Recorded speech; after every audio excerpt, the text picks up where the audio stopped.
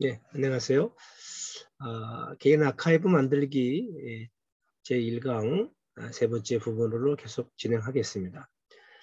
지난 시간에 우리 기억의 특성에 대해서 얘기를 했고, 그런 기억들이 구술 전승이라든지 기록을 통해서 어떻게 남겨지는가, 후대에 기억되는가 하는 점을 살펴봤습니다. 그리고 특히 역사 서술을 통해서 어떤 한 사회의 집단적인 기억이 형성이 되고 유지되고 또 전파된다는 것을 한번 살펴봤죠.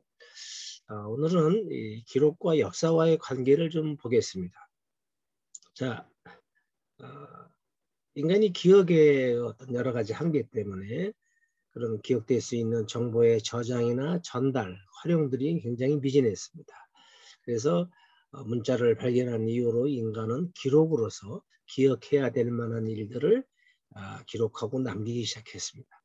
이러한 기록에는 개인의 기록이 있을 수가 있고 어떤 단체라든지 또 국가들이죠. 그 국가들의 기록, 공적인 기록 크게 두 가지로 이렇게 나뉠 수가 있습니다.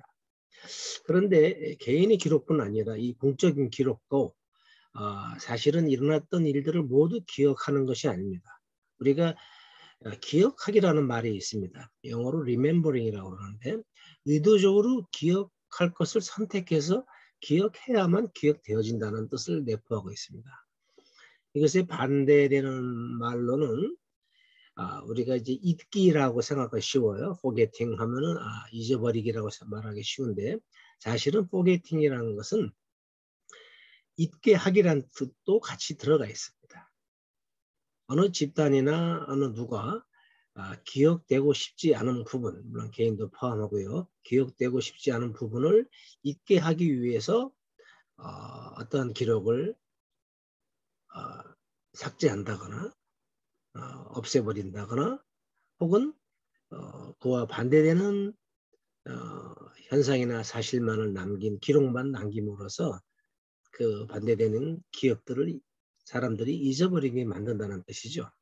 그래서 사실 어떤 이런 기억의 역사를 하는 분들은 인류가 이렇게 생존하면서 여러 가지 투쟁과 갈등을 겪는데 그 중에 하나의 양상이 기억하게 하기와 잊게 하기란, 그러니까 기억하기와 잊게 하기 간의 투쟁이다라고 하는 그런 말을 한 분들도 있습니다. 하여간 기록되지 않은 기억은 사라지기 때문에 기록으로서 기억을 남기는데 이러한 기억이 선별되고 일부 기억만 기록화됨으로 해서 오히려 인간의 그런 종합적인 기억, 원래 다 남겨져야 될 기억들이 다 남는 게 아니다. 인간의 기억을 오히려 제약한다. 이런 말씀을 드리고 싶습니다. 여기서 우리가 어떤 힌트를 얻을 수 있냐? 기록을 식별하기 위해서. 어떤 기록이 있을 때 그것이 기록인지 아닌지, 어떤 자료가 있을 때 기록인지 아닌지를 식별하는 힌트입니다. 어떤 자료가 있는데 그것이 이제 그 당시에 그 기록을 만들어야 하는 사람, 만들었다고 하는 사람이 만든 기록인가 아닌가. 일단 그것을 봐야 됩니다. 다시 말해서 이제 기록의 여부를 식별하기 위해서는 그것이 여러 가지 다른 나중에 이제 기록의 속성을 보면 얘기가 나오겠지만 그 무엇보다도 그 기록을 만들었다고 하는 사람이 그 기록을 만들었다는 것이 나타나야 됩니다. 그러니까 그것을 기록이 진본이다, 기록이 진짜다. 그런 말을 우리가 보통 합니다.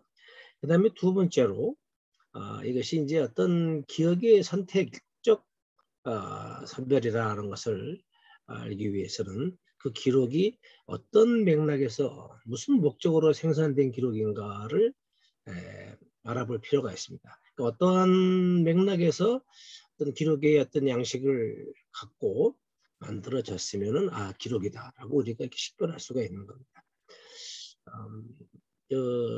맥락을 식별하기가 참 어렵죠. 사실은 어떤 기록이 있을 때 이게 무슨 기록인가, 이게 왜 만들었나를 알아내긴 굉장히 어렵습니다. 그런데 사실은 우리가 이제 기록을 보존하고 이용하려고 할 때는 기록의 내용 자체보다는 그 내용 못지않게 이 기록이 왜 생산됐고 무슨 목적으로 쓰였지 하는 이런 기록의 맥락을 이해하려고 하는 경우가 많습니다.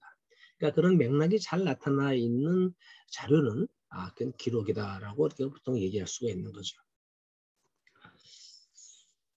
그래서 역사에 대해서 한번 얘기를 해보겠습니다. 역사는 기록을, 남겨진 기록을 통해서 과거의 사실을 밝히는 겁니다. 과거의 사실이 어떤 것이다 하고 인식을 하고 그것이 과거의 사실이었다고 일단은 사실을 이렇게 밝히고 제시를 하는 겁니다.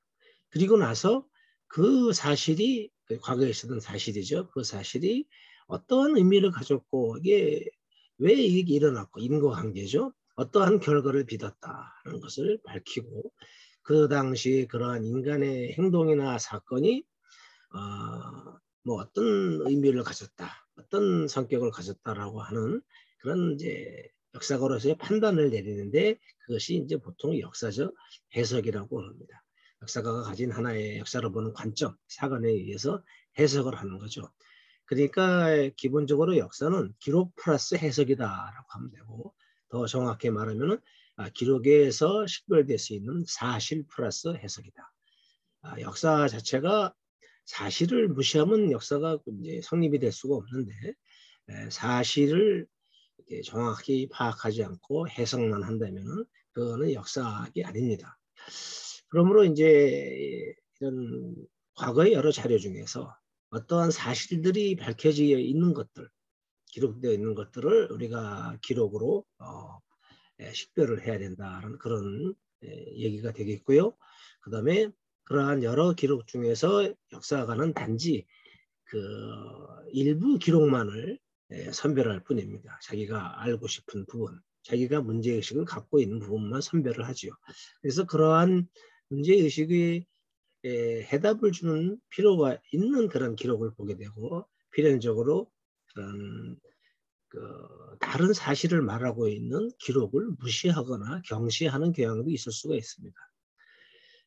기록은 여러 가지 다양한 사실을 제공하는데 역사학자는 그중에 일부의 기록을 사용함으로써 일부의 사실만을 제시할 뿐이다. 필연적으로 그럴 수밖에 없다. 그런 점을 잘 알고 있어야 됩니다. 특히 우리가 생각을 해야 될 점은 사실이 없는 역사는 있을 수가 없습니다. 그것이 무엇이 사실이었는가 아니었는가를 밝히는 일도 참 큰일이죠. 그리고 이 무엇이 사실이었는가 아닌가를 밝히는데 가장 결정적이고 핵심적인 역할을 하는 것이 기록입니다.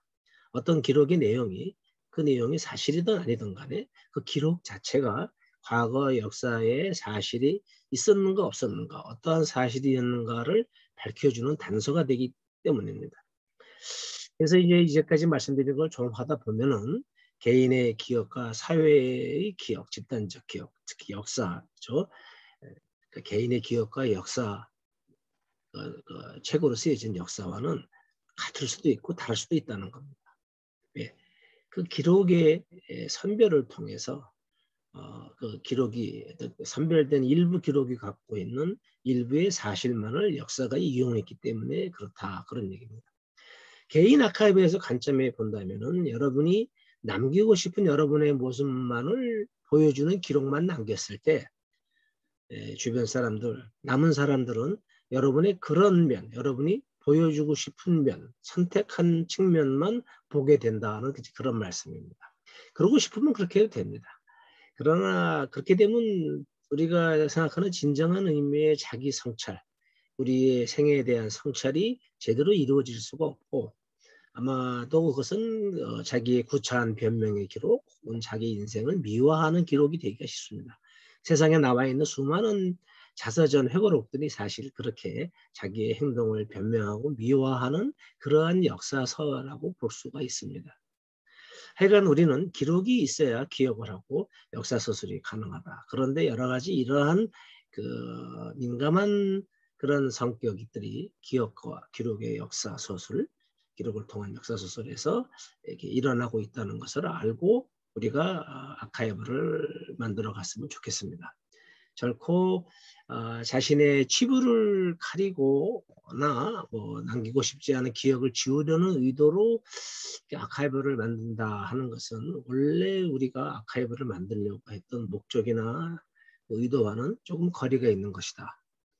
부끄러운 과거도 과거고 그 부끄러운 과거를 성찰할 수 있을 때 바로 그 인간의 진면목을 이해할 수 있고 그 당대에 살아가는 모습이 그런 맥락이 그런 것들이 이해가 될 수 있고 또 그것에 대해서 또 성찰할 수 있게 된다. 이제 그런 말씀입니다. 오늘 1강 강의는 아카이브를 만들기 전에 고려해야 할 여러 가지 측면에 대해서 논의한 것으로 끝냈습니다. 다음 시간서부터는 본격적으로 기록을 식별하면서 기록 보존소, 개인의 기록 보존소, 아카이브를 구축하는 과정에 대해서 설명해 드리도록 하겠습니다. 예, 수고하셨습니다. 감사합니다.